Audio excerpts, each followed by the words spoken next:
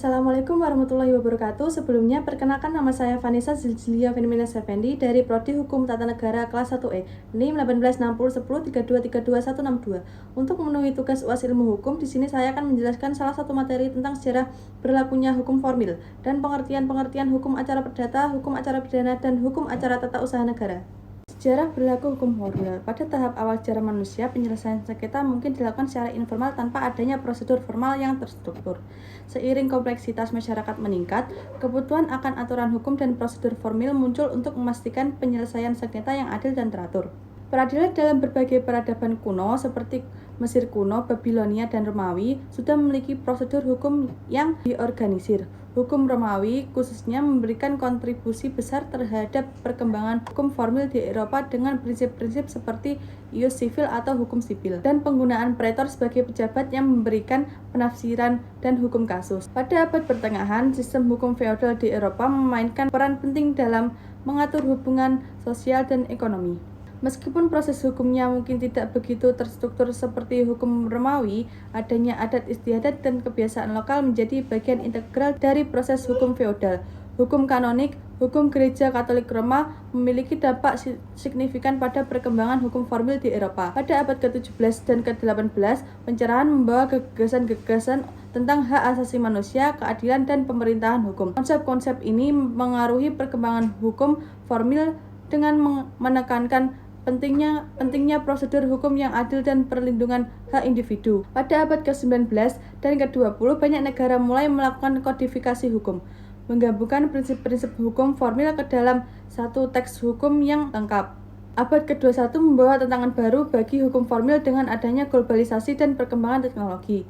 Sistem hukum harus beradaptasi dengan perubahan cepat dalam perdagangan internasional dan aspek-aspek hukum yang terkait dengan teknologi informasi. Sumber hukum formil adalah sumber hukum yang menentukan bentuk dan sebab terjadi sebuah peraturan atau kaidah hukum yang sudah berlaku dan diketahui oleh umum, di mana setiap peraturan berfungsi sebagai legalisasi dan legislasi, yaitu mengesahkan hukum yang ada di masyarakat dan memproses pemberian hukum.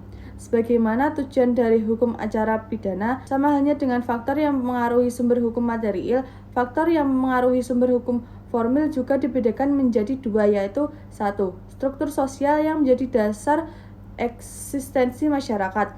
2. Nilai baik buruk bagi masyarakat yang perlu diselaraskan. Sumber hukum formil yang sudah dikenal dalam ilmu hukum terdiri dari 5 jenis. 1. Undang-undang adalah peraturan negara yang dibuat oleh DPR bersama Presiden sebagai aturan lebih lanjut dari Undang-Undang Dasar 1945 yang bersifat memaksa dan mengikat. 2. Kebiasaan merupakan perbuatan manusia yang sama atau tetap dilakukan secara berulang-ulang dan disukai oleh masyarakat secara umum. 3. Jurisprudensi atau putusan hakim, yaitu peraturan yang berisi putusan-putusan hakim terdahulu dalam menghadapi suatu perkara yang diatur dalam undang-undang, yang kemudian dijadikan sebagai pedoman bagi hakim lain untuk menyelesaikan perkara yang serupa. 4. Traktat, yaitu perjanjian antar negara yang dituangkan dalam bentuk tertentu dan mengharuskan kepada negara yang bersangkutan untuk menaati isi dari perjanjian tersebut. 5. Doktrin. Doktrin adalah pendapat yang dikeluarkan oleh para ahli hukum ternama. Selanjutnya, pengertian dari hukum acara perdata, hukum acara pidana, dan hukum acara tata usaha negara. Hukum acara perdata adalah mengatur prosedur peradilan untuk penyelesaian sengketa antara individu atau badan hukum yang bersifat privat, menekankan prinsip keadilan, kepastian hukum, dan keterbukaan dalam penyelesaian perkara perdata, memberikan hak dan kewajiban kepada para pihak yang terlibat dalam suatu sengketa untuk mendapatkan keadilan. Hukum acara pidana yaitu menetapkan tata cara penuntutan, persidangan, dan eksekusi dalam kasus pidana, bertujuan untuk menegakkan hukum, memberikan keadilan kepada korban, dan memberikan perlindungan hak terdakwa, mengandalkan prinsip asas pemidanaan yang adil, hak asasi manusia, dan prinsip saling keterbukaan. Hukum acara tata usaha negara yaitu mengatur prosedur dalam pelaksanaan tugas-tugas administratif oleh lembaga pemerintah, menekankan prinsip-prinsip seperti keterbukaan, kecepatan, dan efisiensi dalam penanganan perkara administratif.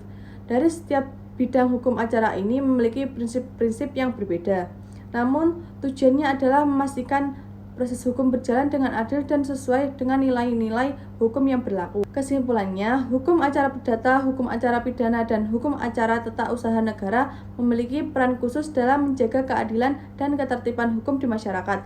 Setiap bidang hukum acara ini memiliki prinsip-prinsip yang berbeda, namun tujuannya adalah memastikan proses hukum berjalan dengan adil dan sesuai dengan nilai-nilai hukum yang berlaku. Sekian dari penjelasan saya, mohon maaf bila ada kesalahan, tapi sepertinya tidak karena cewek selalu benar. Wassalamualaikum warahmatullahi wabarakatuh.